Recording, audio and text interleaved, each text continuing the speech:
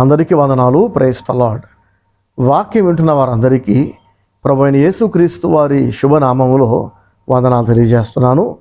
నా ప్రియ సహోదరి సహోదరులారా, ఆదికాండము 12వ అధ్యాయము 10వ వచనం నేను మీ కొరకు చదివి వినిపించబోతున్నా. మనస్సు పెట్టి వినండి. మీ దగ్గర బైబిల్ ఉంటే తప్పకుండా మీ బైబిల్ తెరిచి నేను చదువుతున్న వాక్య భాగాన్ని మీరు కూడా చూడాల్సిందిగా మనవి చేస్తున్నా. ఆదికాండము 12వ అధ్యాయము 10వ వచనం చదువుకుందాం. అప్పుడు ఆ దేశములో కరువు వచ్చెను. ఆ దేశములో కరువు భారముగా నున్నందున అబ్రాము ఐగుప్తు దేశములో నివసించుటకు అక్కడికి వెళ్ళెను. ఈ మాటలు గమనించండి. అబ్రాము కాలములో భయంకరమైన కరువు వచ్చిందట. ఎవరి అబ్రాము అంటే విశ్వాసులకు తండ్రి అయిన అబ్రహామే. అబ్రహాముగా అతని పేరు దేవుడు మార్చక మునుపు అబ్రాము అని పిలువబడ్డాడు. సో ఇక్కడ అబ్రాము కాలములో దేశంలో కరువు వచ్చింది అని వ్రాయబడింది. సరే, అందరికీ అర్థమవడం కొరకు నేను అబ్రహాము అనే పేరుని వాడతాను. అబ్రహాము కాలములో కూడా భయంకరమైన కరువు వచ్చిందట.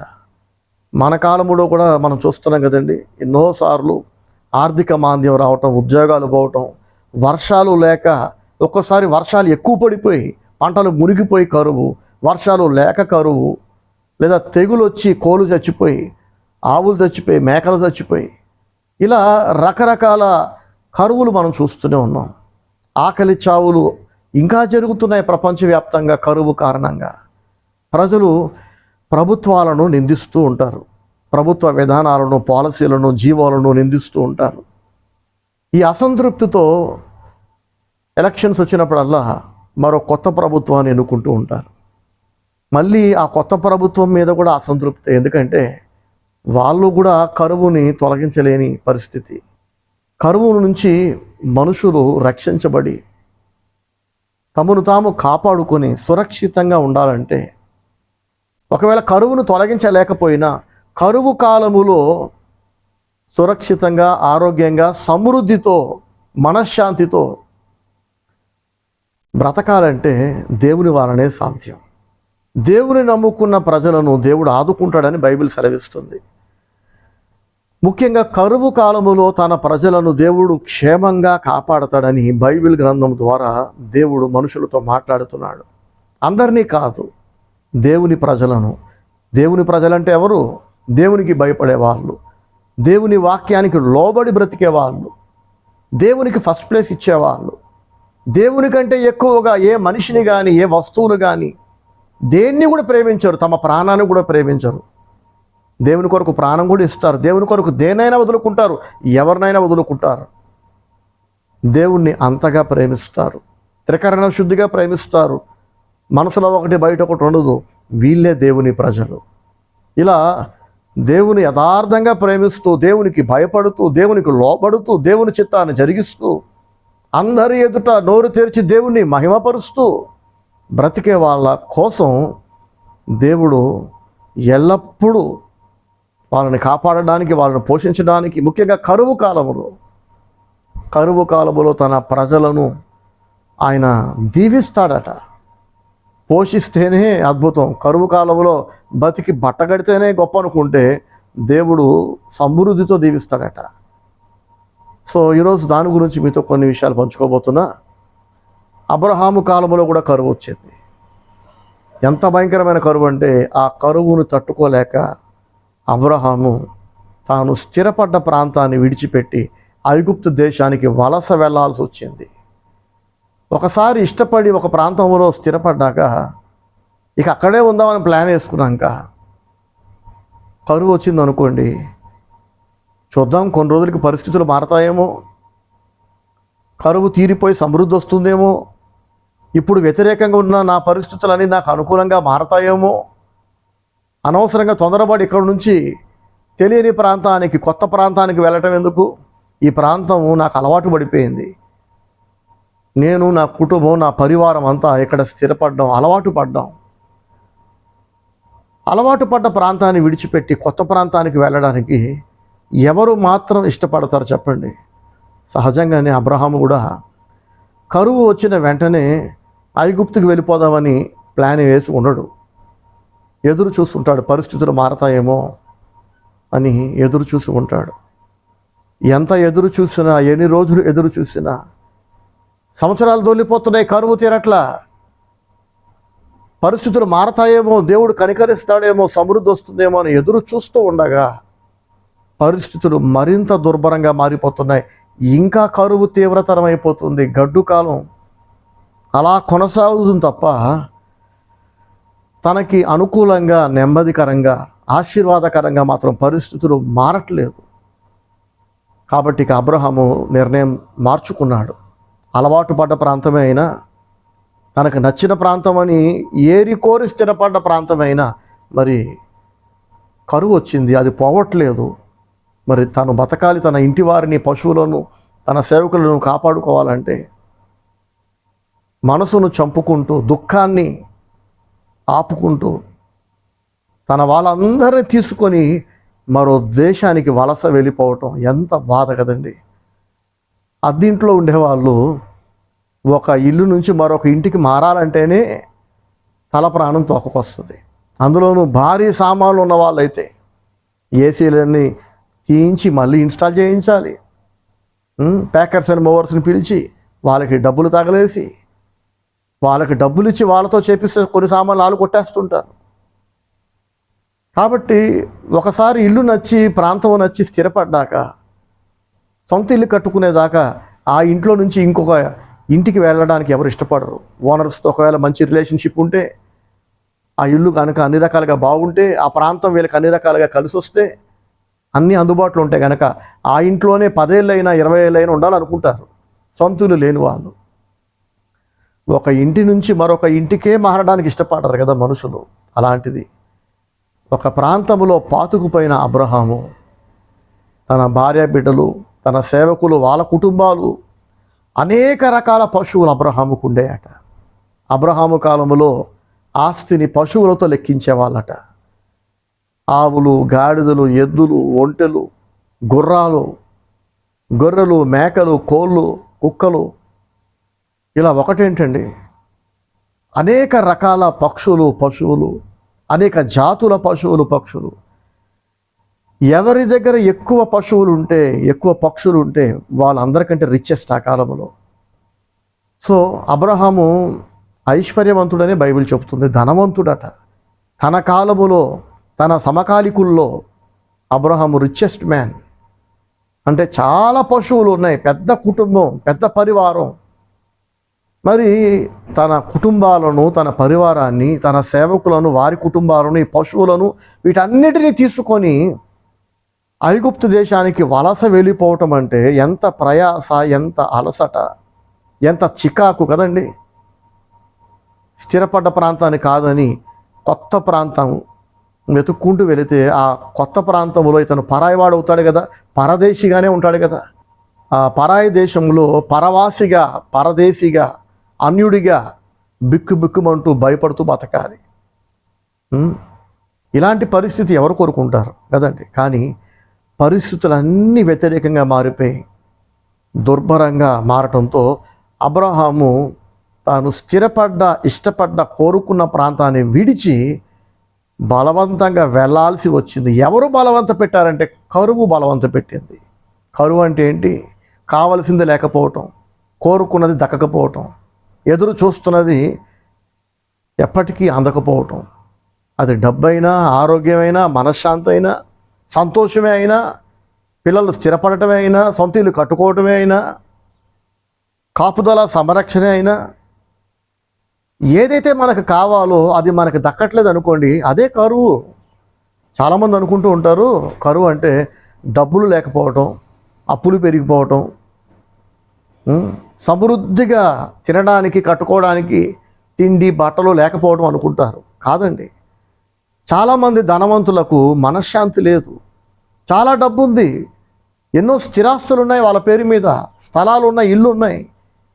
కానీ వాళ్ళు కూడా కరువు బారిన పడుతుంటారు. ఎలాగో తెలుసా? ఆస్తులైతే ఉన్నాయి, బంగారం ఉంది, కానీ మనసులో నెమ్మది లేదు. నెమ్మది లేని వాడు కరువున పడ్డట్టేగా. మనశ్శాంతి విషయంలో కొందరు కరువున పడుతున్నారు. కొందరికి ఆరోగ్యం ఉండదు, డబ్బు ఉంటుంది, బంగారం ఉంటుంది, ఆస్తులు ఉంటాయి, ఆరోగ్యం ఉండదు. డబ్బు ఖర్చు పెట్టినా డాక్టర్లు కూడా ఆరోగ్యాన్ని ప్రసాదించలేరు, స్వస్థపరచలేరు. డాక్టర్లు ఎక్కువ అంటే మందులు రాస్తారండి. మందులు మింగాక స్వస్థపరచాల్సిన దేవుడు కదా. ఈ డాక్టర్ గారు రాసిన మందులు పనిచేయట్లేదని ఊరు మారి ఇంకో డాక్టర్ మారిస్తే ఆ డాక్టర్ ఇచ్చిన మందులు కూడా పని చేయకపోతే ఎన్ని ఊర్లు మారుతాము, ఎంతమంది డాక్టర్లు మారుస్తాము? మందులు పని చేయకపోతే డాక్టర్ ఏం చేయగలడు చెప్పండి కదా. డాక్టర్లు సర్జరీ మాత్రమే చేయగలరు, కానీ ఆపరేషన్ అయిపోయిన తర్వాత ఆ ఆపరేషన్ సక్సెస్ అవ్వాలన్నా, ఆ కాంప్లికేషన్ ఇక రిపీట్ అవ్వకూడదన్నా డాక్టర్ చేతులు ఏమీ లేదు. మేము చేయాల్సింది చేసామంటారు కదా. కోర్టులో ఒక కేసు వేసాం, లాయర్ మన తరపున సమర్థవంతంగా వాదించాడు. కేసు ఓడిపోయామనుకోండి, లాయర్ ఏం చేయగలడు? డబ్బులు ఖర్చు పెట్టాం, లాయర్ చాలా తెలివైన లాయరు, నంబర్ 1 లాయరు, వాదించాడు, అయినా కేసు ఓడిపోతే ఎవరు మాత్రం ఏం చేయగలరు చెప్పండి. కాబట్టి రకరకాల కరువులు ఉన్నాయి. కరువు అనగానే పంట లేకపోవటం, నీరు లేకపోవటం, వర్షాలు లేకపోవటమే కాదు. సంవత్సరం అంతా వర్షాలు పడ్డాయి, నదులన్నీ చెరువులన్నీ నీళ్ళతో కలకలలాడుతున్నాయి, పంటలన్నీ బాగా పండుతున్నాయి, మనసులో నెమ్మది లేదు.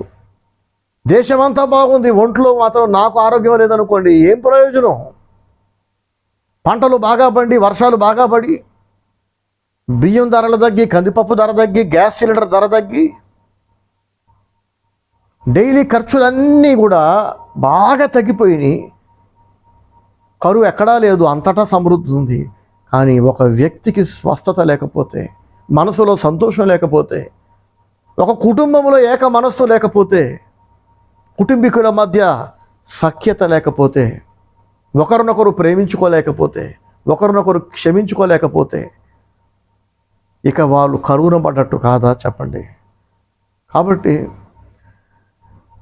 కరువు తప్పించుకోవటం అందరికీ అత్యవసరం కదా. కరువులో బతకాలని ఎవరూ కోరుకోరు. అబ్రహాముకు కూడా ఒక కరువు వచ్చింది. అబ్రహాముకు వచ్చిన కరువు ఏంటంటే వర్షాలు లేవు, పంటలు పండలేదు, నీరు లేదు, తిండి లేదు, మనుషులు బతకలేరు, పశువులు బతకలేవు. కనుక అబ్రహాం అక్కడి నుంచి ఐగుప్తుకు వలస వెళ్ళాల్సి వచ్చింది. ఊరు మారినా, దేశం మారినా అబ్రహాము జీవితంలో తీరని కరువు ఒకటి ఉంది. అదేంటంటే సంతానం. వర్షాలు లేక పంటలు పండకపోతే అబ్రహాము ఊరు మారిపోతున్నాడు, దేశం మారిపోతున్నాడు. అక్కడికి వెళ్ళాక వర్షాలు దొరుకుతున్నాయి, పంటలు దొరుకుతున్నాయి. కానీ ఈ కరువు మాత్రం సంతానము లేదు అనే కరువు ఉంది చూసారా, పిల్లలు లేకపోవటం. ఈ బాధ మాత్రం ఊరు మారినా తీరదు, దేశం మారినా తీరట్లా. అబ్రహాము కరువు కదా, ఐగుప్తుకు వెళ్దామంటే సరే నడు అని చెప్పి అందరూ ప్యాక్ చేసుకుని వెళ్ళిపోయారు. కరువు తీరిపోయింది, సమృద్ధి దొరికింది, ఆహారం, బట్టలు, నీళ్లు అన్నీ. అబ్రహాము పిల్లలు లేరు కదా, ఐగుప్తుకు వెళ్దామంటే అక్కడికి వెళ్తే మాత్రం పుడతారా పిల్లలు? గర్భఫలము యెహోవా ఇచ్చు బహుమానం అని రాస్తుంది కదా. దేవుడు మాత్రమే ఇవ్వగలిగిన గర్భఫలం అనే బహుమానాన్ని అబ్రహాము లైఫ్లో ఇంకెవరు ఇవ్వలేరు. ప్రాంతం మారినా, దేశం మారినా, ఏమండి ఎన్ని దేశాలు మారినా, ఎంతమంది డాక్టర్స్ చుట్టూ తిరిగినా ఫలితం ఉండదండి.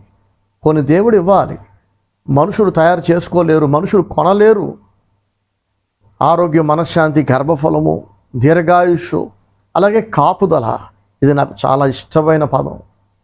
దేవుడు గనక మనల్ని కాపాడకపోతే, ఆయన కంచెను వేయకపోతే, మనం ఎంత జాగ్రత్తగా ఉన్నా, ఎంత కాపాడుకుందాం అనుకున్నా మనుషులను పోగొట్టుకుంటాం, ఆరోగ్యాన్ని పోగొట్టుకుంటాం, ఆయుష్ కూడా కోల్పోతాం, ప్రమాదాల బారిన పడుతూ ఉంటాం. కొంతమంది చేతులారా ఆరోగ్యాన్ని పాడు చేసుకుంటూ ఉంటారు. తినాల్సినవి తినకుండా, తినకూడనివన్నీ తింటూ స్వయం కృతాపరాధం అంటారు కదా. దేవుడు న్యాచురల్గా మంచి హెల్త్ ఇచ్చాడు వాళ్ళకి, తెలియకేం కాదు, తెలిసే నిర్లక్ష్యంగా కొందరు తినాల్సినవి తినకుండా, తినకూడనివి తింటూ బ్యాడ్ లైఫ్ స్టైల్ వలన జబ్బులు కొని తెచ్చుకుంటూ ఉంటారు. కానీ కొంతమంది చాలా హెల్తీ డైట్ తీసుకుంటూ, మంచి లైఫ్ స్టైల్ కొనసాగిస్తూ, డైట్ అండ్ ఎక్సర్సైజ్ మెయింటైన్ చేస్తూ టైంకి పడుకుంటారు, టైంకి లేస్తారు. అయినా కూడా ఆరోగ్యం మాత్రం వాళ్ళకి అందని ద్రాక్షగానే మిగులుతుంటుంది. ఇంకేం చేయాలి? నాకంటే బెస్ట్ డైట్ ఎవరు తీసుకోరు, నాకంటే హెల్తీ లైఫ్ స్టైల్ ఎవరు మెయింటైన్ చేయరు.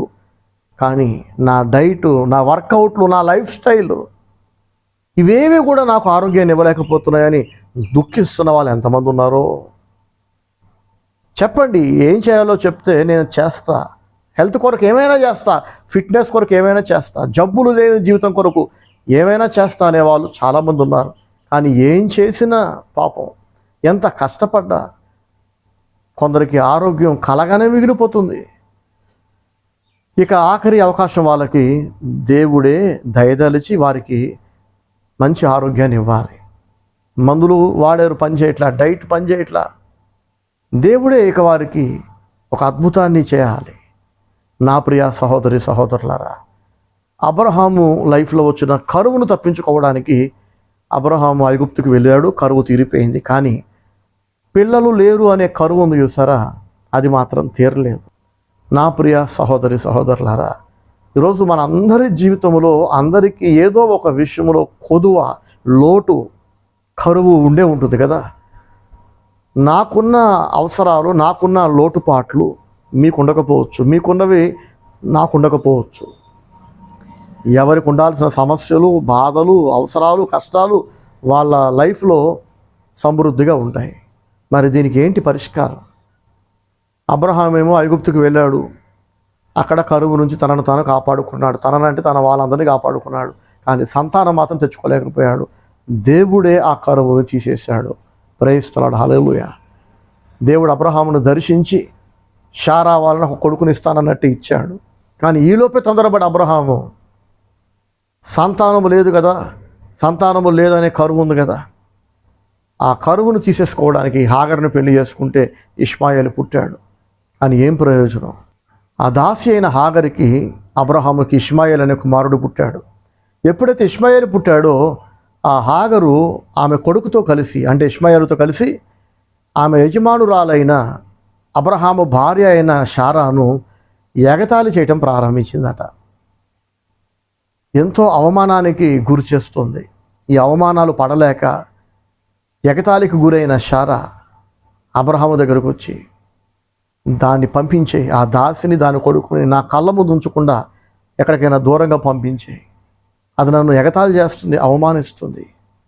దాసిని తీసుకొచ్చి నాతో సమానం చేసేసరికి, సమతని చేసేసరికి దానికి నేను లోకు అయిపోయాను. ఇప్పుడు అది కూడా నన్ను చులకనంగా చూస్తుంది, నేను గొడ్రాలినని అని ఏడ్చేసరికి అప్పుడు అబ్రహాము దేవునికి మొరపెట్టాడు, ప్రభువా నేనేం చేయను, నా భార్య పంపించేయమంటుంది. కానీ పిల్లలు లేక కరువును పడ్డ నాకు ఇష్మాయేలు రూపములో కరువు తీరింది అనుకున్నాను. నా కరువు తీరిపోయింది, నాకు కొడుకు పుట్టాడు, నేను తండ్రిని అయ్యానని సంతోషపడుతున్న ఈ స్టేజ్లో మళ్ళీ ఏంటి ప్రభువా నాకు ఈ పరీక్ష? నా భార్య ఆ కొడుకుని తన తల్లిని పంపించేయమంటుంది, దాసిని దాని కొడుకుని, ఏం చేయనని దేవుడిని అడిగితే దేవుడు అబ్రహాంతో అంటాడు, అబ్రహాము నువ్వు హాగర్ని పెళ్లి చేసుకున్నప్పుడు నన్ను అడగనే లేదు. నీ చిత్తం ఏంటి ప్రభువా, చేసుకోనా వద్దా అని అడిగావా? నేను వద్దంటానని నీకు తెలుసు, నా చిత్తం ఏంటో తెలుసు. నా మనస్సును ఎరిగి కూడా నువ్వు బలవంతంగా నాకు ఇష్టం లేకుండా, నీ భార్యకి ఇష్టం కూడా లేకుండా, ఆమె ఒప్పుకునేలాగా ఆమె ముందు దుఃఖాన్ని ప్రదర్శించి ఏడ్చి తిండి తినక నిద్రపోక ఇక ఆఖరికి భర్త ఏమైపోతాడో అని బాధపడి శారా భర్త మీద ఉన్న ప్రేమతో ఒప్పుకోవాల్సి వచ్చింది. అప్పుడు అడగలేదు నువ్వు హాగర్ని పెళ్లి చేసుకున్నా వద్దా అని. నన్ను అడగకుండా సొంత నిర్ణయం తీసుకున్నావు, నన్ను బాధ పెట్టావు, నీ భార్యను బాధ పెట్టావు. ఇప్పుడు వచ్చి నన్ను అడుగుతున్నావా? ఆ రోజు నన్ను అడగకుండా నువ్వు చేసావు కదా, కాబట్టి ఈరోజు శారా ఏం చెప్పిందో అదే చెయ్యి. మీరు అనుకోవచ్చు, శారానే కదండి హాగర్ని పెళ్లి చేసుకోమని అబ్రహాముని బ్రతిమలాడింది, అడిగింది శారానే. కానీ ఆమె అడిగేలాగా చేసింది మాత్రం అబ్రహామే. నాకెలా తెలుసు అంటారా? ఏ భార్య అయినా ప్రపంచంలో తానే దగ్గరుండి భర్తకు రెండో పెళ్లి చేయడానికి ఇష్టపడుతుందా? చేసుకోమని అడుగుద్దా చెప్పండి? సహజంగానే శారా కూడా ఇష్టపడదు. మరి ఎందుకు అడిగిందంటే అబ్రహాము బాధ చూడలేక, పిల్లలు లేరనే బాధ చూడలేక, పిల్లలు లేరనే దుఃఖంతో తిండి మానేసి, నిద్ర మానేసి, డల్గా అలా బ్రతుకుతుంటే ఆ బాధ చూడలేక, నాకు ఎలాగో పిల్లలు పుట్టట్లేదు, కనీసం ఆ దాసినైనా చేసుకోమని అంటే ఏమంటాడో చూద్దామని అడుగుంటుంది. వెంటనే అబ్రహాం ఒప్పేసుకున్నాడు, సెకండ్ థాట్ లేకుండా. ఎంత బాధపడి ఉంటుంది కదా శారా. ఖచ్చితంగా ఈ బాధను దేవుడు చూశాడు, శారా దుఃఖాన్ని, శారా బాధను దేవుడు చూశాడు. కాబట్టి దేవుడు అంటున్నాడు, ఆ రోజు షారా అడగగానే వెంటనే ఒప్పేసుకుందాం, చేసేసుకుందాం, నన్ను అడగలేదు. అడిగితే వద్దంటానని, ఎందుకులే షారా నువ్వు ఉన్నావు కదా అని అంటే షారా కూడా సరే అంటదేమని చెప్పి ఆ మాట కూడా అనుకుంటే వెంటనే పెళ్లి చేస్తున్నాడు అబ్రహాం. ఆ రోజు షారా మాట విన్నావు, ఈరోజు కూడా షారా మాట విని దాసిని దాని కొడుకును పంపించాయి. నేనేం వాళ్ళని విడిచిపెట్టను, వాళ్ళని కూడా దీవిస్తా, కానీ వాళ్ళు షారాతో పాటు నీతో పాటు ఉండే యోగ్యత వాళ్ళకి లేదు. వాగ్దాన పుత్రుడు షారా వలననే పుడతాడని దేవుడు చెప్పాడు. ఆఖరికి అబ్రహాము కరువు తీరింది ఇస్సాకుతోనే. సో అబ్రహాం ఎలాగైతే ఊరు మారిన గర్భఫలాన్ని తెచ్చుకోలేకపోయాడో, మనలో ప్రతి ఒక్కరూ ఎన్నోసార్లు కొన్ని బాధల నుంచి బయటపడడానికి, కొన్ని సమస్యల నుంచి బయటపడడానికి, కొన్ని కరువుల నుంచి బయటపడడానికి, కరువు అంటే డబ్బు అనే అనుకోకండి, పంటలు, పొలాలు, వర్షాలు, చెరువులు, నదులు, నీళ్ళనే అనుకోకండి. మళ్ళీ చెప్తున్నా, సంతోషం లేకపోవటం, మనశ్శాంతి లేకపోవటం, ఆరోగ్యం లేకపోవటం, కాపుదల లేకపోవటం, ఇవన్నీ కూడా కరువే. కొందరు ఎంత జాగ్రత్తగా ఉన్నా డబ్బు పోగొట్టుకుంటారు, వస్తువులు పోగొట్టుకుంటారు, పరువు పోగొట్టుకుంటూ ఉంటారు, అవమానాల పాలు అవుతుంటారు. అందరిలో ఇంకా మంచి పేరు తెచ్చుకోవాలని ఎంత కష్టపడ్డా అందరిలో నవ్వులు పాలు అవుతూ ఉంటారు. అవమానాలే అవమానాలు, ఇంట అవమానాలు, బయట అవమానాలు, పక్కింట్లో అవమానాలు, పని చేస్తున్న చోట అవమానాలు, ఎదురు దెబ్బలు, చావు దెబ్బలు. ఏంటంటే పరువు, మర్యాద, గౌరవ మర్యాదలు, ప్రతిష్ట, మంచి పేరు, మంచి సాక్ష్యం అనేది కొందరికి దక్కదు. కరువును పడ్డారు. ఎందుకు దక్కట్లేదంటే దేవుడు ఇవ్వట్లే. ఎందుకు ఇవ్వట్లేదంటే బయటకి ఎవరికి కనిపించని వంకరతనం ఏదో వారి అంతరంగంలో ఉంది. దేవునికి మాత్రమే తెలిసింది, దేవుడు మాత్రమే చూడగలిగింది. మనుషులకు మాత్రం మిస్టర్ పర్ఫెక్ట్ లాగా, మిస్సెస్ పర్ఫెక్ట్ లాగా, మిస్ పర్ఫెక్ట్ లాగా, ఏ లోపము లేని మనుషుల్లా కనబడతారు. అమాయకుల్లాగా, మంచివాళ్ళలాగా, భక్తుల్లాగా. ఏమండి, అందరినీ నమ్మిస్తారు, అందరినీ కన్విన్స్ చేస్తారు, నోరు లేనట్టు కనబడతారు. కానీ వారి అంతరంగము కుళ్ళిన సమాధిలాగా, ఆసూయ చేత, ఏడుపుతో, ఏమంటే రకరకాల దుర్మార్గతతో నిండిపోయి ఉంటుంది. దేవుడు దీన్ని చూసి, వాగుబిడ్డ నీ పని చెప్తా అని చెప్పి, నువ్వు ఎంత స్మార్ట్గా తయారైనా, ఎంత స్మార్ట్గా మనుషుల ముందు నటించినా నీ గాలి నేను తీస్తారా, ఆగని చెప్పి దేవుడే వెంటబడి తరిమి కొందరి పరువు తీస్తుంటాడు. వీళ్ళు ఎంత సోకులు పడుతుంటారో, ఎన్ని కథలు పడుతుంటారో, ఎంత నకరాలు పడుతుంటారో, ఎన్ని వేషాలు వేస్తుంటారో, అంతగా గాలి దేవుడు తీస్తుంటాడు. ఉండదు, పరువు మర్యాదలు ఉండవు, అవమానాలే మిగులుతాయి.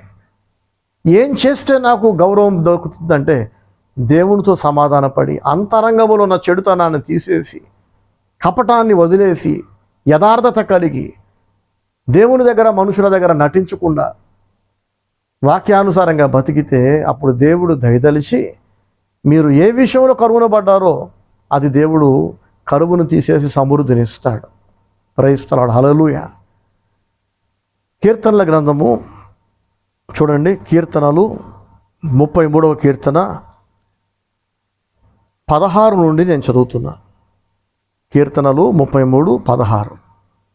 ఏ రాజును సేనా బలము చేత రక్షించబడడు, ఏ వీరుడును అధిక బలము చేత తప్పించుకొనబడడు. చూసారా, ఏ రాజైనా తన సేనా బలము చేత కాపాడబడట. ఎంతటి వీరుడైనా తన అధిక బలము చేత తప్పించుకోలేడు. మరి ఎలా తప్పించేది ఎవరు, రక్షించేది ఎవరు? రాజులైనా వీరులైనా దేవుడే. దేవుడు కాపాడకపోతే దావీదు ఎప్పుడూ నాశనం అయిపోయేవాడు. దేవుడు హెచ్చించాలనుకున్నాడు, దావీదుని హెచ్చించాడు. గొర్రెల కాపరి రాజు అయ్యాడు, చక్రవర్తి అయ్యాడు. దేవుడు గెలిపించాలనుకున్నాడు, దావీదుని గెలిపించాడు, గోలియాతును ఓడించాడు. సౌలు సింహాసనాన్ని తీసేసి దావీదుకి ఇచ్చాడు. సో కరువు కాలములో కూడా కరువు నుంచి కాపాడి సమృద్ధిని ఇవ్వాల్సింది దేవుడే. 18వ వచనం చూడండి, 33వ కీర్తన 18వ వచనం. వారి ప్రాణమును మరణము నుండి తప్పించుటకును, కరువులో వారిని సజీవులనుగా కాపాడుటకును యెహోవా దృష్టి ఆయన యందు భయభక్తులు గల వారి మీదను, ఆయన కృప కొరకు కనిపెట్టు వారి మీదను నిలుచుచున్నది. ప్రైజ్ ది లార్డ్, హల్లెలూయా. గమనించారా, ప్రాణాన్ని కాపాడడానికి, తప్పించడానికి, మరణం నుండి తప్పించడానికి, కరువులో సజీవులనుగా కాపాడడానికి యెహోవా దృష్టి ఎవరి మీద ఉందట? ఆయన యందు భయభక్తులు గల వారి మీద, ఆయన కృప కొరకు కనిపెట్టు వారి మీద నిలుచుచున్నది. చాలామంది దేవుని కృప కొరకు కనిపెట్టరు. మాకంతా తెలుసులే, మేము ఏదైనా సాధించగలంలే, మాకు చెప్పకండి, మాకు అన్నీ తెలుసు. ప్రార్థన చేయరు ఇలాంటి వాళ్ళు, తెలుసా? ప్రార్థన చేస్తున్నట్టు నటిస్తారు. నేను ప్రార్థన చేస్తున్నాను, మీరు నమ్మరేంటి అని మనుషులను నమ్మించడానికి ట్రై చేస్తారు. ఏం ప్రయోజనం చెప్పండి? దేవుడు చేస్తే తప్ప ఇది అవ్వదు, దేవుడు ఇస్తే తప్ప ఇది నాకు దక్కదు, దేవుడు కాపాడితే తప్ప నాకు కాపుదల ఉండదని నమ్మినోడు ప్రార్థన చేస్తాడు, బైబిల్ ధ్యానిస్తాడు, ధ్యానించిన మాటలు జరిగిస్తాడు, ప్రార్థన చేస్తాడు, ప్రతి చిన్న విషయంలో దేవునికి మొరపెడతాడు, దేవుని మీద ఆధారపడతాడు. రీసెంట్గా TV9లో రజనీకాంత్ అనే యాంకర్ అడిగిన ప్రశ్నకు సీఎం వైఎస్ జగన్మోహన్ రెడ్డి గారు చెప్పిన ఒక మాట చాలా సంతోషం కలిగించింది. మీరు స్ట్రెస్ ఎలా డీల్ చేస్తారు, ఒత్తిడిని ఎలా తట్టుకుంటారని యాంకర్ అడిగినప్పుడు TV9లో వైఎస్ జగన్ అంటారు, ఏదైనా స్ట్రెస్ అనేది ఒకసారి తలకు వచ్చినాక నెక్స్ట్ నేను ప్రార్థన చేస్తా, ఎక్కువ ప్రేయర్ చేస్తా, దేవునికి మొరపెడతా అంటున్నాడు. తర్వాత ఇక దేవుని చేతికి వదిలేస్తా, ఎందుకంటే మనం చేయగలిగింది ఏమీ లేదు కదా, ఎలా జరిగేది అలా జరుగుతుంది అంటున్నాడు. సీఎం హోదాలో ఉన్న వ్యక్తి బహిరంగంగా అందరి ఎదుట స్ట్రెస్ ఎలా మేనేజ్ చేస్తారన్నప్పుడు నేను దేవునికి మొరపెడతా, ప్రార్థన చేస్తా, ఎక్కువ ప్రార్థన చేస్తా అన్నాడు ఆయన. కొందరు దీన్ని కూడా తప్పుపట్టే వాళ్ళు ఉన్నారు. ప్రార్థన చేస్తాడో చేయడో ఎవడో తెలుసు అని. ప్రార్థన చేస్తే ఆయన బాగుపడతాడు, చేయకపోతే నష్టపోయేది ఆయనే, నీకు నాకు కాదు కదా. కానీ బహిరంగంగా అందరి ఎదుట ప్రపంచం అంతా చూస్తున్న ఒక ఇంటర్వ్యూలో ఆయన ఒప్పుకున్నాడు. చూసారా, స్ట్రెస్ ఎలా మేనేజ్ చేస్తారు, ఒత్తిడి ఎలా తట్టుకుంటారంటే నేను ఎక్కువ ప్రేయర్ చేస్తా, తర్వాత దేవుని చేతికి వదిలిపెడతా. ఎంత మంచి మాట ఇది అదా. నిజంగానే ఇది ఎంతోమందికి ఆదర్శం. ఏమండి, ఒక సీఎం హోదాలో ఉన్న వ్యక్తి, ఒక సీఎం కుమారుడు దేవుని మీద నేను ఆధారపడతా, ప్రార్థన చేస్తా అని అంటున్నాడంటే చాలామంది సిల్లీ ఫెలోస్ జీవితంలో వాళ్ళు పీకింది ఏముండదు, ఏమి సాధించరు, వాళ్ళ వల్ల వాళ్ళ భార్య బిడ్డలకి నెమ్మది ఉండదు, ఎవరికి ఉపయోగం ఉండరు, భూమికి భారంగా బతుకుతుంటారు. ఎందుకు బతుకుతున్నారో తెలియదు, సిగ్గు శరం లేకుండా మనుషుల ముందు ఫోదులు కొట్టుకుంటూ సిగ్గుబాలని బతుకుతుంటారు. అందరికంటే తెలివైన వాళ్ళలాగా ఏదైనా సాధించగలిగినంత తెలివి, శక్తి, బలం ఉన్నాయని ఫోదులు కొడుతుంటారు. ఫోదులే, అక్కడ అంత సీన్ ఉండదు. ఇలాంటి వాళ్ళు ప్రార్థన చేయరు, బైబిల్ చదవరు. తెలివైన వాళ్ళు, నాయకులు, ప్రయోజకులు ఎవరైనా సరే తమ విజయానికి దేవుని మీద ఆధారపడతారు. దావీదు దేవుని మీద ఆధారపడ్డాడు. దావీదు కూడా ఒక లీడర్, కింగ్ కదండి, ఎంపరర్, ఒక నాయకుడు. మీలో ఎంతమంది ప్రార్థన చేస్తున్నారో లేదో ఒకసారి ఆలోచన చేసుకోండి. దేవుని కృప కొరకు కనిపెట్టు వారి పైన దేవుని దృష్టి నిలుచుచున్నది. ప్రైజ్ ది లార్డ్, హల్లెలూయా. దేవుని యందు భయభక్తులు కలిగి జీవిస్తూ ఆయన కృప కొరకు కనిపెట్టు వారి పైన యెహోవా దృష్టి నిలుస్తుందంట. దేనికి? వారి ప్రాణాన్ని మరణం నుండి తప్పించడానికి, కరువులో వారిని సజీవులనుగా కాపాడడానికి. కరువులో చాలామంది నాశనం అయిపోతున్నారు. చాలామంది కరువులోనే బతికి అలాగే చచ్చిపోతున్నారు. కొందరికి డబ్బు లేక, డబ్బు కొరకు ఎదురు చూసి పేదరికంలో చచ్చిపోతున్నారు. కొందరు ఆరోగ్యం లేకుండానే జబ్బులతోనే నాశనం అయిపోతున్నారు. కొందరు ఎప్పుడు అసంతృప్తి, ఎల్లప్పుడూ సనగటం, గుణగటం, ఎప్పుడు చూసినా ఎవడో ఒకటి మీద పడి ఏడవటం. నాకు అది లేదు, ఇది లేదు, వాళ్ళకుంది, వీళ్ళకుంది, వాళ్ళకి అన్ని దేవుడు ఇస్తున్నాడు, నాకు ఇవ్వట్లేదు. అందరికి ఇచ్చింది దేవుడు, నీకెందుకు ఇవ్వడు? దేవుడికి పక్షపాతం లేదు కదా, ఆయన ఒక్కొక్కరు ఒకలా డీల్ చేయడు కదా. నీ దగ్గర ఏదో తేడా ఉంది, అందరికి ఇచ్చింది దేవుడు నీకు ఇవ్వట్లేదంటే నువ్వు సరి చేసుకోవాలి, ఇది నువ్వు మారాలి. అంతే తప్ప దేవుని మీద పడి ఏడిచి, మనుషుల మీద పడి ఏడిచి, ఎప్పుడు చూసి ఏడుపు మొక్క వేసుకొని ఆ ఏడుపు లోపల ఆపుకోలేక, అసూయ అణచుకోలేక, లోపటున్న ద్వేషాన్ని, కుళ్ళు కుతంత్రాలు ఆపితే ఆగనంత, దాస్తే దాగనంత నోటి ద్వారా బయటపడుతుంటాయి. నోటి దూల అంటారు చూసారా, వేరే వాళ్ళని కెలికే మాటలు, గుచ్చే మాటలు, కెలికి తన్నించుకోవటం అంటారు చూడండి. కొంతమంది ప్రేమగా ఉన్న స్నేహితులను శత్రువులుగా మార్చుకుంటారు నోటి దూలతో, కెలికి మాట్లాడి. అసలు ఎందుకు ఇలా మాట్లాడుతున్నారు? కెలికినట్టు మాట్లాడి తన్నించుకుంటారు. వీళ్ళ నోటి దూలతో మాట్లాడి సొంత వాళ్ళతో బయట వాళ్ళతో అందరితో తిట్లు తింటారు, అందరితో తనులు తింటారు, అందరికీ దూరం అయిపోతారు, ఒంటరిగా మిగులుతారు, మళ్ళీ అందరి మీద పడి ఎడుస్తూ ఉంటారు. ఎవ్వరూ మంచోళ్ళు కాదు, నేను ఒక్కడే మంచోడిని, నేను ఒక్కదానే మంచిదాన్ని. నోరే మంచిది కాదు. ఎందుకు నోరు బాగోలేదంటే హృదయం నిండిన దాన్ని బట్టి నోరు మాట్లాడు కదా. హృదయం బాగోలేదు. ఏముంది ఆ హృదయం అంటే చెత్త ఉంది, కుళ్ళు ఉంది, అసూయ, ఏడుపు, అందరి మీద పడి ఏడవటం. ఏదో ఒకరోజు ఆ లోపట ఉన్న దరిద్రం, ఆ అసూయ, కుళ్ళు, పగ బయటకు వచ్చేస్తాయి నోటి మాటల ద్వారా. అందరికీ దొరికిపోతారు, రెడీ హ్యాండెడ్గా దొరికిపోతారు నోటి మాటలతో. ఎందుకురా ఇలా మాట్లాడుతున్నావు అంటే లోపట ఉన్న పెంట నోటి ద్వారా బయటకు వస్తుంది. అసలు ఆ దరిద్రం అంతా ఎందుకు పెట్టుకున్నావు నీ మనసు నిండా? రీజన్ ఏంటంటే భక్తి లేదు, భయం లేదు, దేవుని కృప కొరకు కనిపెట్టే జీవితం లేదు, భక్తిహీనమైన బ్రతుకు. చెత్త కుండీలో చెత్త తప్ప ఏముంటుంది చెప్పండి కదా. అందరినీ దీవిస్తా, ఎవరు బాగుపడ్డా నేను ఆనందిస్తా, అందరితో సంతోషాన్ని పంచుకుంటా. ఇది అందరికీ రాదండి తెలుసా. ఇతరుల ఆనందాన్ని పంచుకోవటం కూడా భక్తిలో భాగం. కొందరు ఇతరులు సంతోషంగా ఉంటే వీళ్ళ మొహాలు మాడుస్తారు. ఏమైంది అలా పెట్టావు ముఖం అంటే, నాకేం కాలా, వాళ్ళ పిల్లలకి మంచి మార్కులు వచ్చినాయి అంట. అవునా, అందుకే ఏడు మొహం పెట్టావా? ఇప్పటికే దేవుడు తంతున్నాడు, ఇంకెక్కువ తంతాడు. ఎవరి పిల్లలకో మంచి మార్కులు వచ్చినాయని ఏడిస్తే ఇంకెవరికో ఉద్యోగం వచ్చింది వీళ్ళు ఏడుస్తూ ఉంటారు. ఇంకెవరో ఆరోగ్యంగా ఉంటే మళ్ళీ ఏడుస్తుంటారు. ఒక ఆవిడ రీసెంట్గా అంటుంది, మాయదారి జబ్బులన్నీ మాకే వస్తాయి, ఏంటో వీళ్ళకి రానే రావు. అన్ని ఆశీర్వాదాలు, అన్ని తలాంతులు దేవుడు ఎందుకో వీళ్ళకే ఇస్తాడు, మాకెందుకు ఇవ్వడో. దేవుడు ఎందుకో ఇలా పక్షపాతం చూపిస్తాడు. దేవునికి ఎందుకో కుళ్ళు. దేవునికి కుళ్ళు లేదు, పక్షపాతం లేదు. ఆయన ఎవరికి ఏది ఇవ్వాలో, ఎంత ఇవ్వాలో, ఎవరి దగ్గర నుంచి ఏం తీసేయాలో, ఎవరిని ఎప్పుడు తన్నాలో, ఎక్కడ తన్నాలో, ఎన్నిసార్లు తన్నాలో, ఎక్కడ తొక్కాలో, ఎంత తొక్కాలో దేవునికి అన్నీ తెలుసు. మనం దేవునికి నేర్పక్కర్లే కదా. నా ప్రియ సహోదరి సహోదరులారా, యెహోవా యందు భయభక్తులు కలిగిన వారిపైన, ఆయన కృప కొరకు కనిపెట్టి వారిపైన, కరువులో వారి ప్రాణాన్ని రక్షించడానికి, సజీవులుగా వారిని ఉంచడానికి, సమృద్ధితో వారిని దీవించడానికి, తన యందు భయభక్తులు గలవారిని ఆయన కృప కొరకు కనిపెట్టి వారిపైన యెహోవా దృష్టి నిలుస్తుందట. అలాగే 33వ కీర్తన 20వ వచనం చూడండి. మనము యెహోవా పరిశుద్ధ నామమందు నమ్మిక ఉంచి ఉన్నాము. ప్రైజ్ ది లార్డ్, హల్లెలూయా. మన ప్రాణము యెహోవా కొరకు కనిపెట్టుకొనుచున్నది, ఆయనే మనకు సహాయమును మనకు కేడమునై ఉన్నాడు. యెహోవా, మేము నీ కొరకు కనిపెట్టుచున్నాము, నీ కృప మా మీద నుండునుగాక. ఆమేన్. చూసారా, దేవుని బట్టి సంతోషిస్తుంది మన హృదయం అంటున్నాడు భక్తుడు.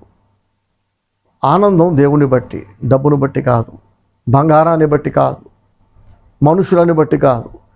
దేవుని బట్టి మనం ఆనందిస్తే మన ఆనందం ఎల్లప్పుడూ ఒకేలా ఉంటుంది. మనుషులను బట్టి మనం కనుక సంతోషిస్తున్నాం అనుకోండి, మనుషులు షాకులు ఇస్తారు. అందరికంటే ప్రేమ కలిగిన వాళ్ళు వీళ్ళే, ఎంత ప్రేమ వీళ్ళకి మనం అంటే అని ఒక మనిషిని బట్టి మనం సంతోషంగా ఉంటే, వాళ్ళ మీద ప్రాణం పెట్టుకుంటే అందరికంటే పెద్ద షాక్ వాళ్ళే ఇస్తారు. ఎక్కువ ప్రేమ ఉంది వీళ్ళకి అని అనుకుంటూ ఉండగా అదంతా నాటకమని, బూటకమని, నటనని, కపటమని, మన మీద అందరికంటే ఎక్కువ ప్రేమ ఉన్నట్టు అందరికంటే ఎక్కువ వీళ్ళే నటించారని ఒకరోజు అర్థమవుతుంది మనకి. ఏదో ఒకరోజు అర్థమవుతుంది. అప్పుడు అప్పటి వరకు ఎంత ఆనందించామో అంతకి ఎక్కువ ఏడిపే మిగులుద్ది. అందుకే మనుషులను బట్టి ఆనందించకండి. ఎవరైనా మిమ్మల్ని తెగ పొగుడుతున్నారు అనుకోండి, రేపు వాళ్ళే మీకు గాలి తీసేది కూడా. బాగా భజన చేస్తున్నారు, బాగా పొగుడుతున్నారంటే అలర్ట్ అవ్వండి, వాళ్ళ నుంచే రేపు మీకు ప్రమాదం ఉంది. రేపు వాళ్ళే మిమ్మల్ని బోర్ల పడేలా చేస్తారు, మూతి పళ్ళు రాలేలా చేస్తారు, దుఃఖించడానికి కారణం అవుతారు. ఎక్కువ సంతోషపెట్టే వాళ్ళు ఎక్కువ దుఃఖానికి కూడా కారణం అవుతారు. ఎవరైనా పొగిడినా, ఎవరైనా స్తుతించినా, ఎక్కువ ప్రేమించేసినా, 10 సార్లు ఎక్కువసార్లు మీ ఇంటికి వచ్చేస్తున్నా, వాళ్ళ ఇళ్ళకి రండి రండి అని పిలుస్తున్నా స్లో అవ్వండి, బ్రేక్లు వేసుకోండి. పిలుస్తున్నారు కదా అని తెగ పరిగెత్తి వెళ్ళిపోయారు అనుకోండి, వచ్చేస్తున్నారు కదా అని చెప్పి ఆతిథ్యం ఇస్తూ నెత్తిని పెట్టుకున్నారు అనుకోండి, ఒక్క తనుదు అంటారు నెత్తి మీద. రేపు తన్నరండి, వాళ్ళు అలాంటి వాళ్ళు కాదండి, చాలా ప్రేమ గలవాళ్ళండి. ఇలా మాట్లాడే వాళ్ళ తర్వాత మీరు అన్నట్టు అయింది బ్రదర్, పిలిచి ఇంట్లో పెట్టుకున్నామండి. కూతురులా చూసుకున్నానండి. అమ్మలా చూస్తానంటే నేను నమ్మానండి. నేను బిడ్డలా చూసుకున్నానండి. పచ్చళ్ళు చేసి పెట్టాం, కూరలు పెట్టాం. ఎగబడి తినేసిందండి. మా డబ్బు వాడేసుకుందండి. మేము పెట్టినవన్నీ తినేసిందండి. మమ్మల్ని వాడేసుకుందండి. అవసరాలన్నీ తీరిపోయినాక అందరిలో నన్ను, నా కొడుకుని, నా ఇంటి వాళ్ళని పిచ్చోళ్ళని చేసేసిందండి. మా పరువు మర్యాద మంట కలిపేసిందండి. బజారుకి ఇడిచిందండి. పనికి బారింది, పాపిష్టిది. నోరు తెరిస్తే మరి ప్రవచనాలు చెప్పుద్ది దేవుడి పేరుతో. ముస్లిం కుటుంబం నుంచి ప్రభువును తెలుసుకుంది కదా, ఒక అన్య కుటుంబం నుంచి యేసు నమ్ముకుంది కదా అని మేము జాలిపడి కనికరం చూపించి, దిక్కులేంది కదా, అడుక్కుతినే స్థితిలో ఉంది కదా, ఉద్యోగం సద్యోగం లేదు కదా, ఒక బిచ్చగత్తెలా ఉంది కదా అని చేరదీస్తే స్టీవెన్ బ్రదర్ వద్దన్నా చేరదీశారు. ఏదో ఒకరోజు ఆ సమస్య మీతో ఆగదండి, నా దాకా చర్చ దాకా వస్తుందన్న, అలా జరగనీయం బ్రదర్, మమ్మల్ని నమ్మండి అని చెప్పారు. తర్వాత మీరు చెప్పినట్టు అయింది బ్రదర్. అదొక విషసర్పం అండి, సర్ప సంతానం అండి. దేవుడి ముసుగులో, ప్రవచనాల ముసుగులో, దేవుని సేవ ముసుగులో నోరు తెరిస్తే అబద్ధాలు, వంచకురాలు, మోసగెత్తే. తర్వాత ఎంత ఏడ్చినా ఏం ప్రయోజనం చెప్పండి? ఆ వంచకురాలు వలన, అబద్ధికురాలు వలన, ఆమె చెప్పిన అబద్ధాల వలన, చేసిన మోసం వలన ఎంతమంది విలువైన వ్యక్తులు, ఎన్ని కుటుంబాలు మీకు దూరం అయిపోతారు తర్వాత కదా. నా ప్రియ సహోదరి సహోదరులారా, దేవుని కంటే మనుషులను ఎక్కువ ప్రేమిస్తే, ఎవరో ప్రేమిస్తున్నారని మురిసిపోతే, సంతోషపడితే ఎక్కువ దుఃఖమే మిగులుతుంది తర్వాత మీకు. వస్తువులను ప్రేమించకండి, మనుషులను ప్రేమించకండి, డబ్బును కూడా ప్రేమించకండి. మీరు ఎంత డబ్బు కూడబెట్టినా ఒక రోజున చావు వెతుక్కుంటూ మీ దగ్గరకు వస్తుంది. మరణించినప్పుడు వాస్తవం మీకు అర్థమవుతుంది. ఈ లోకములో సంపాదించిన ఆస్తిపాస్తులు, డబ్బులు, సర్టిఫికెట్లు, పెంచుకున్న కుటుంబం, బంధాలు, ఇవేవి నావి కాదు. దేవుడే శాశ్వతం. ఆయన దగ్గర నుంచి వచ్చా. అదుగో ఆయన కనబడుతున్నాడు. పరలోకం కనబడుతుంది, నరకం కనబడుతుంది, నరకపు మంటలు కనబడుతున్నాయి. ఇప్పుడు నేను దేవునికి లెక్క చెప్పాలి.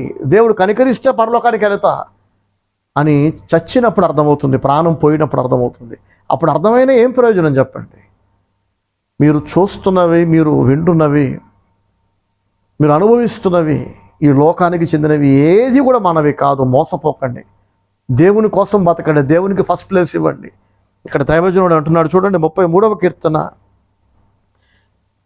20వ వచనం నుంచి చదువుతున్నా. మనము యెహోవా పరిశుద్ధ నామమందు నమ్మిక ఉంచి ఉన్నాము. ప్రైజ్ ది లార్డ్, హల్లెలూయా. దేవుని యందు నమ్మకం ఉంచాడు, మనుషుల మీద కాదు, డబ్బు మీద కాదు, దేని మీద కాదు. ఇంకేమంటున్నాడు? ఆయనను బట్టి మన హృదయము సంతోషించుచున్నది. ప్రైజ్ ది లార్డ్, హల్లెలూయా. దేవుడు నాకు నేర్పించాడు. నేను కూడా ఎన్నో తప్పులు చేశా. తప్పులు అంటే మనుషులను నమ్మి తప్పు చేశా. ఒకసారి మోసపోతే ఒక వ్యక్తి వలన బుద్ధి రావాలి కదా, రాలే, నాకు వెంటనే రాలే.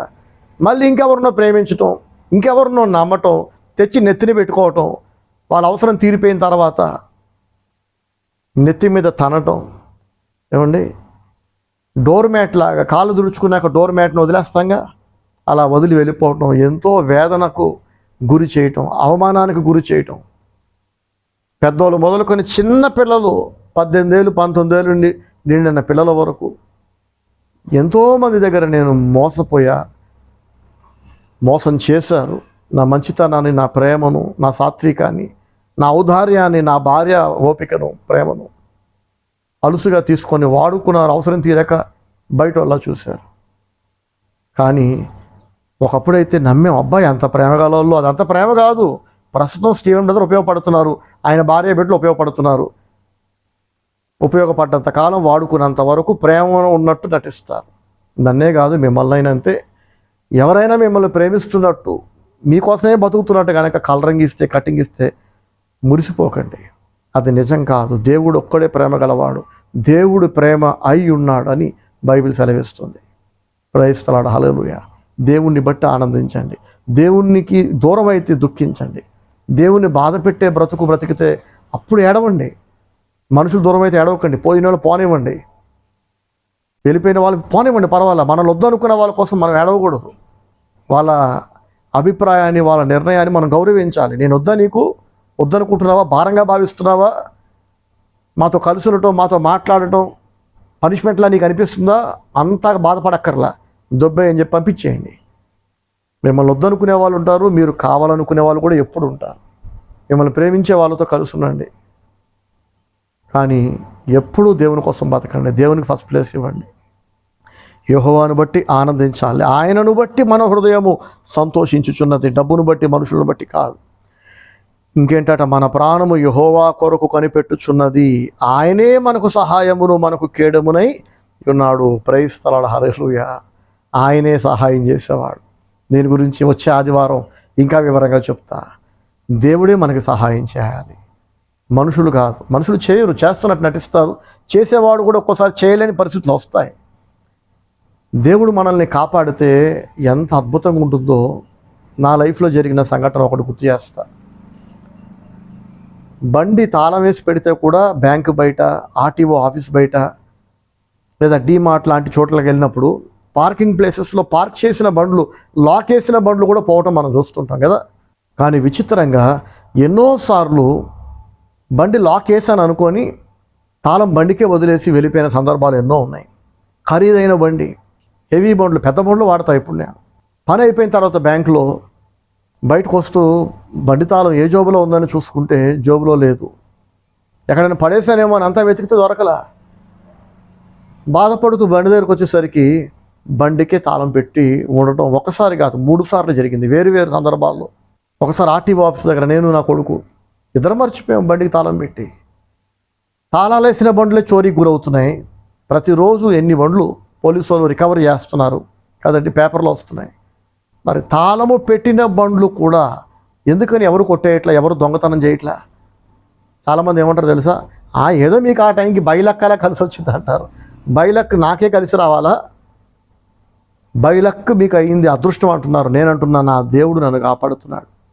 తప్పు నాదే, పొరపాటు నాదే, తాళం తీసి వెళ్ళాలి. కానీ నా పొరపాట్లను కూడా నా దేవుడు కనికరించి, దీన్నే కృప అంటారు. తప్పు చేసావు నువ్వు, కానీ నా కృప నీ మీద ఉంది. ఎందుకుంది? నువ్వు దేవుని మీద భయభక్తులు కలిగిన వాడివి కాబట్టి, ఆయన కృప కొరకు కనిపెడుతున్న దేవుడు కాబట్టి, నీ ప్రాణం ఆయన మీద పెట్టుకున్నావు కనుక ఆయన సహాయం కొరకు ఎదురు చూస్తున్నావు. ఆయన సహాయం కొరకు ఆయనను బట్టి ఆనందిస్తున్నావు. దేవుని బట్టి నీ ఆనందం, మనుషులను బట్టి కాదు. ఇవన్నీ ఉన్నప్పుడు దేవుడు నిన్ను కాపాడుతున్నాడు. నీ బండి కాపాడుతాడు, నీ భార్య బిడ్డలను కాపాడుతాడు, నీకు చెందిన సమస్తాన్ని దేవుడు కాపాడుతాడు. నువ్వు పోగొట్టుకోకుండా, నష్టపోకుండా, కోల్పోకుండా దేవుడు కాపాడుతాడు. ఇంటి కాపాడుతున్నాడు దేవుడు. కొంతమంది నిన్ను వాడుకొని వదిలి వెళ్ళిపోతుంటే ఎందుకు కాపాడలేదంటే ఆ దుర్మార్గులు నీ లైఫ్లో ఉండటం దేవునికి ఇష్టం లేదు. కొంతమందిని దేవుడే దూరం చేస్తాడు. మనకి బాధ కలిగినా, మనకి నొప్పి అయినా, వద్దు ప్రభా ఉంచు ప్రభా అన్న మన ప్రార్థన దేవుడు వినాడు. ఎవరిని ఉంచాలో వాళ్ళని ఉంచుతాడు. ఎవరికి ప్రేమ ఉందో, ఎవరికి ప్రేమ లేదో మనకంటే బాగా దేవునికి తెలుసు. కాబట్టి పోయే వాళ్ళందరూ కట్టగట్టుకొని సావండి, వెళ్ళిపోండి. ఉన్నోళ్ళు ఉంటారు, దేవుడు ఉంచిన వాళ్ళు ఉంటారు, ప్రేమ ఉన్న వాళ్ళు దేవునికి తెలుసు. కాబట్టి దేవుని చేతికి అప్పగించేయండి. ప్రభా తీసేసే వాళ్ళని తీసేసే, పర్వాలా. నువ్వు ఎవరిని ఉంచాలనుకున్నావో నా లైఫ్లో, ఫ్రెండ్స్నైనా, బంధువులైనా, సంఘస్థులైనా, నీ చిత్తం ప్రభా, నీ ఇష్టం నాయన అని గనక మనం దేవుని మీద ఆశ పెట్టుకుని అలా మైండ్ ఫిక్స్ అయితే, ఎవరినైనా దేవుడు తీసేసినప్పుడు బాధపడం, కొంచెం బాధ అనిపిస్తుంది, కానీ వాస్తవం అర్థమవుతుంది. వెంటనే తేరుకుంటాం.